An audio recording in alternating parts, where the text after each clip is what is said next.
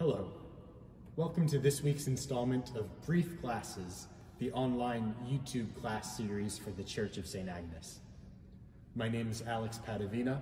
I'm the Director of Music and Organist here at the church, and today, for this class, I'd like to talk to you a bit about the wonderful pipe organ we're so blessed to have here at Saint Agnes.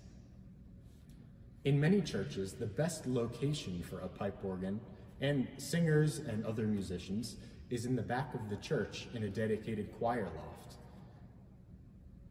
Between the height of the organ and loft, the wall behind the organ, and the vaulted ceiling, these aspects work together to propel the sound down forward to the congregation with great ease, which helps really fill the room. So at Saint Agnes, for that reason, the choir and organ are located in a loft. A side effect, though, of the organ's placement in the loft is that it's not actually visible from the pews when facing forward. And given its elevated height, those in the congregation might be able to see the organ facade, that's the visible pipes in the organ case. You might be able to see the facade from the pews, but not necessarily much else, certainly not the console. The organ at Saint Agnes was built in 1998 by the Mander Organ Company of England. It is a small instrument, well-sized for this church, actually.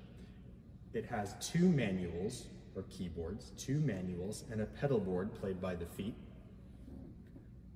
The smallest organs in the world have one or two manuals, and the largest in the world has 7. So organs are all very different from one another. No other organ is like this. No other organ is exactly like this, though there are many aspects that we might find in common with other instruments.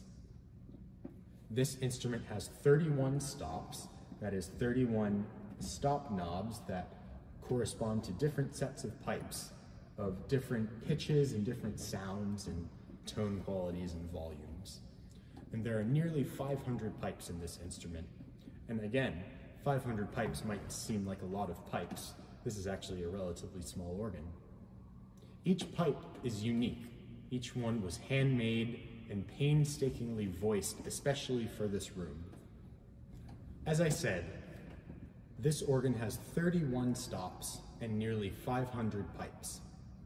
Each stop corresponds to a set of pipes.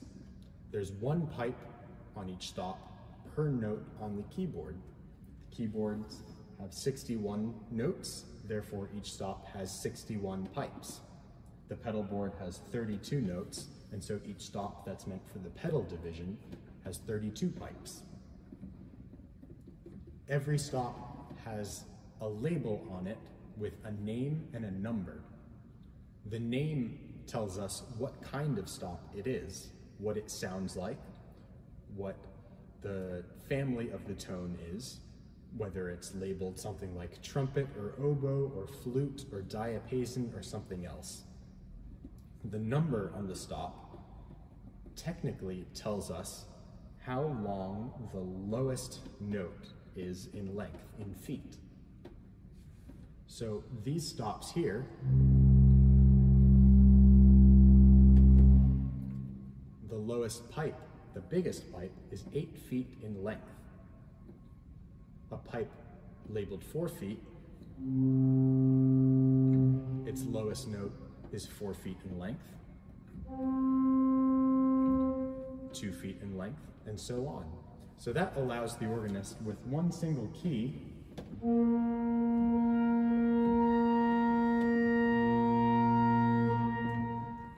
to play many different octaves at the same time. The most basic kind of organ sound is called diapason, or principal. There are 4 families of organ tone, and the diapason category, or family, is the most basic kind of sound on the organ. Diapasons don't attempt to imitate an orchestral instrument, rather it's a type of sound particular to the organ.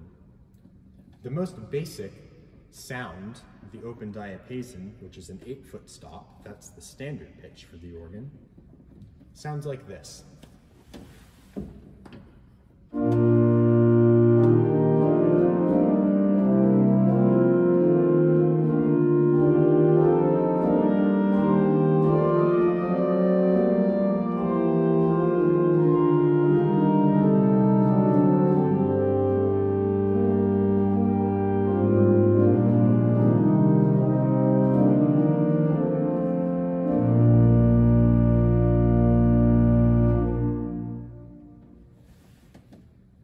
play with the 8-foot stop or a 4-foot principal, which sounds the same, yet an octave higher.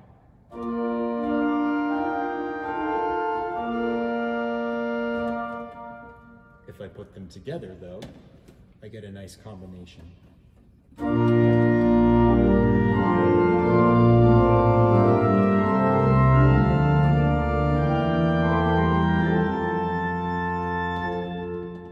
I can add on top of that a 2-foot stop.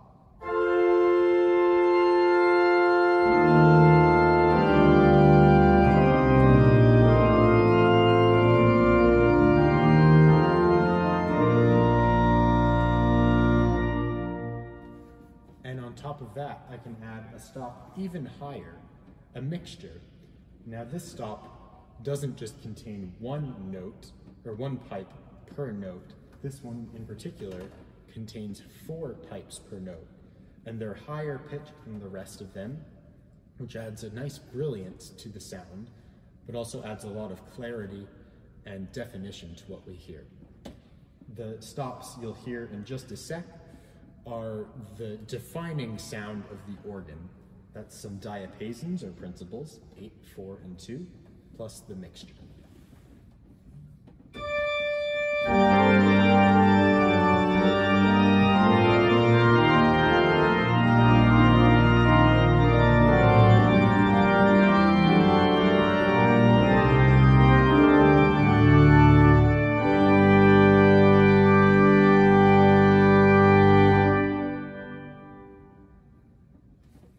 So far, I've only played on the great keyboard.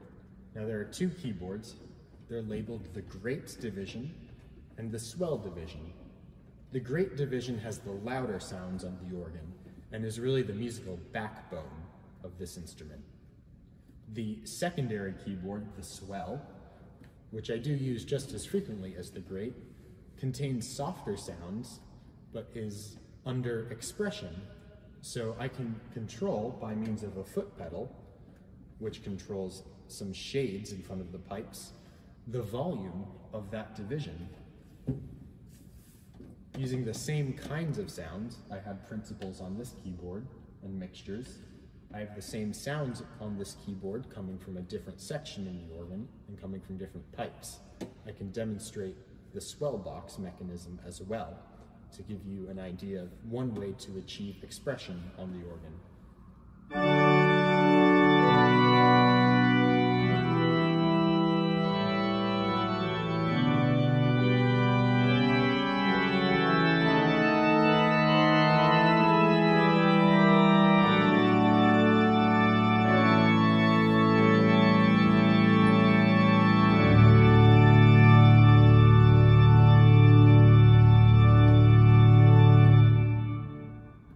The next category of organ tone is the flute family.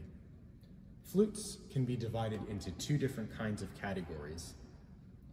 Flutes that are open in construction and flutes that are stopped.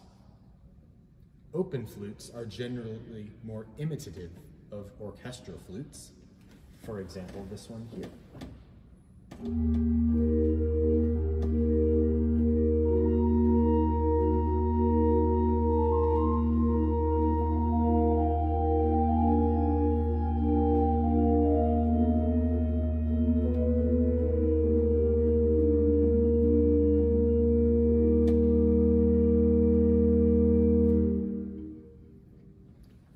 A stopped flute is reminiscent of the orchestral flute, or maybe even closer, the recorder, but not necessarily imitative.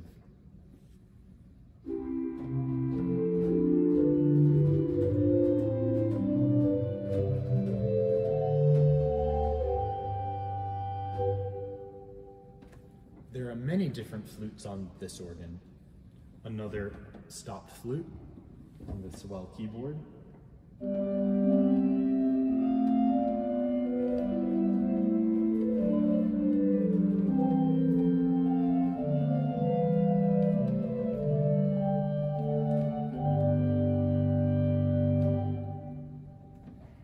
Another example.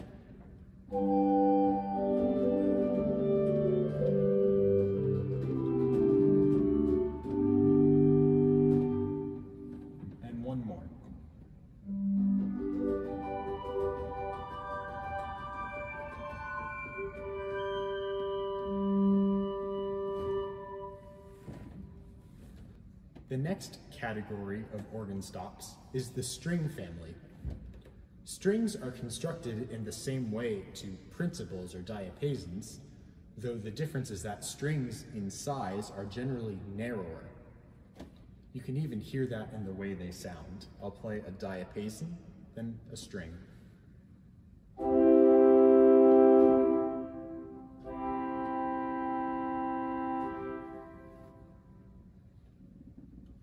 One of my favorite effects is usually found with string stops.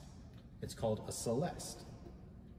Now, a celeste stop is intentionally detuned. It's intentionally out of tune, usually either slightly sharp or slightly flat.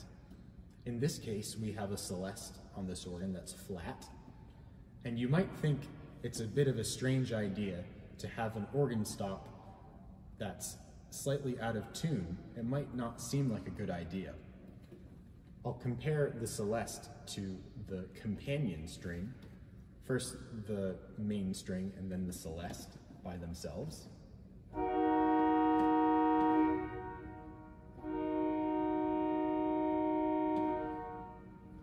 But when paired together, they produce this wonderful shimmering effect that is one of my favorite kinds of sounds. I use it very often in playing organ repertoire, and I happen to use it a lot when I'm improvising music during communion as well. First the string, and then I'll add the celeste rank to it so you can hear the waving effect.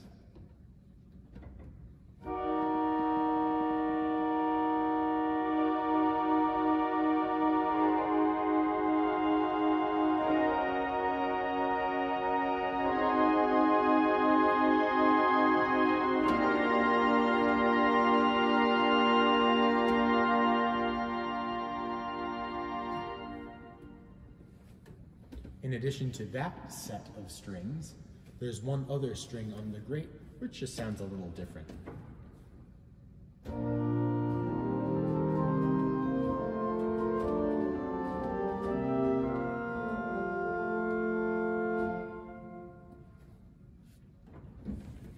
The fourth family of organ tone is the reed stops.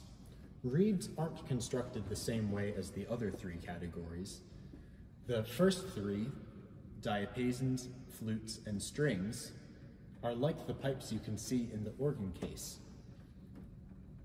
The air blows through the bottom of the pipe, and the air is forced to vibrate inside the pipe and outside the pipe repeatedly, and that vibration is the sound that we hear.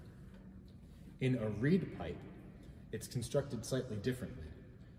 The air is blown through the base of the pipe, and it's forced to blow at a reed. There's a little metal reed, usually made of brass or something like that, and that the wind forces the reed to vibrate against another part, and that vibration is the sound that you hear.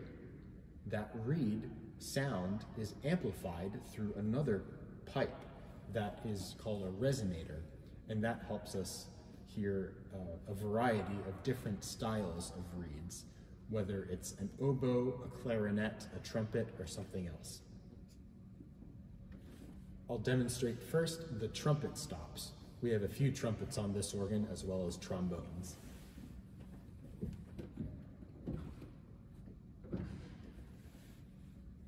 I'll play the great trumpet as well as the pedal trombone, and then I'll show you right after the swell trumpet, which is more shy compared to that one on the great.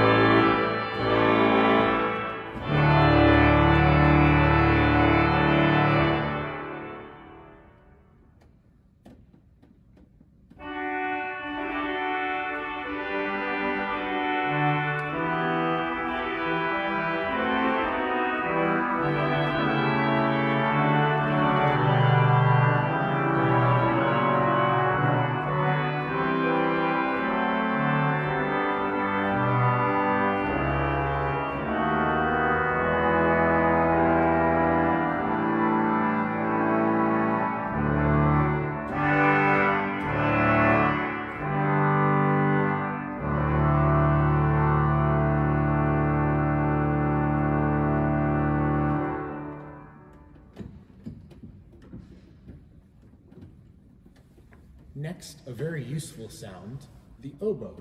It's a very sweet melodic rank. Sometimes it's used as a solo, and other times it's used in other combinations. I'll show you each of the ways it's used.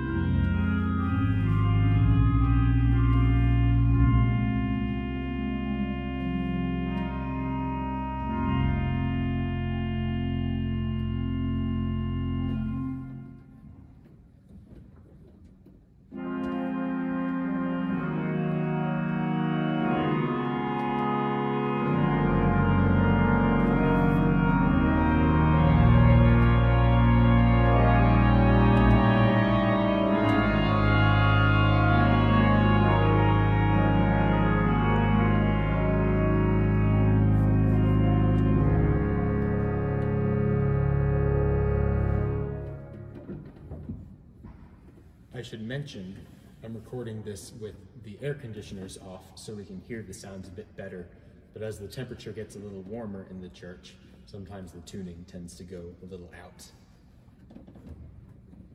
Another lovely sound is the bassoon. On this organ, it uses the Italian name for bassoon, fegato. And again, it's lovely as a melodic stop, but also lovely in chord textures for a wonderful growl. So first, melodic, and then chords.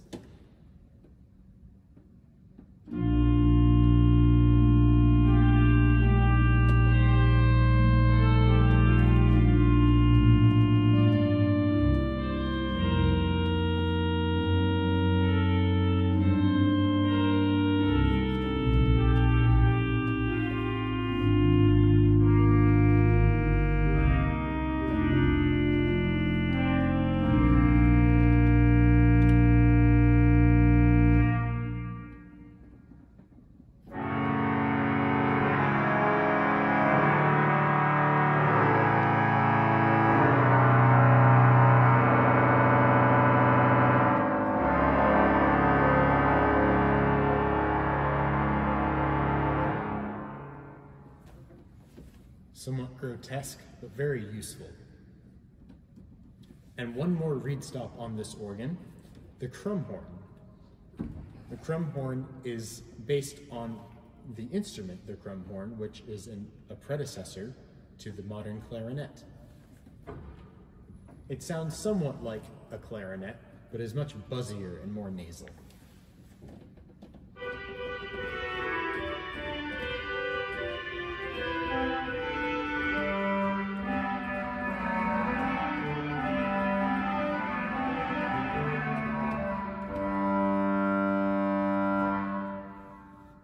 Thanks for tuning in to this brief classes installment. I hope you enjoyed getting to know the organ here at Saint Agnes a little better. I hope you enjoyed hearing some of the individual sounds and what it sounds like all together. I'd like to leave you with a favorite piece of mine, the Fugue in B major by Marcel Dupré.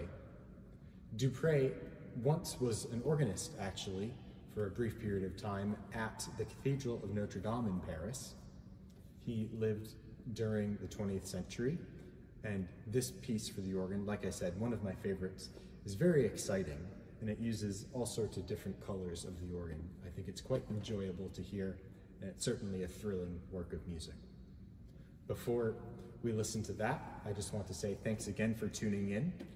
Please subscribe to our YouTube channel. Leave a comment below if you have questions about any of the concepts related to the organ, or if you're curious about any pieces or anything like that.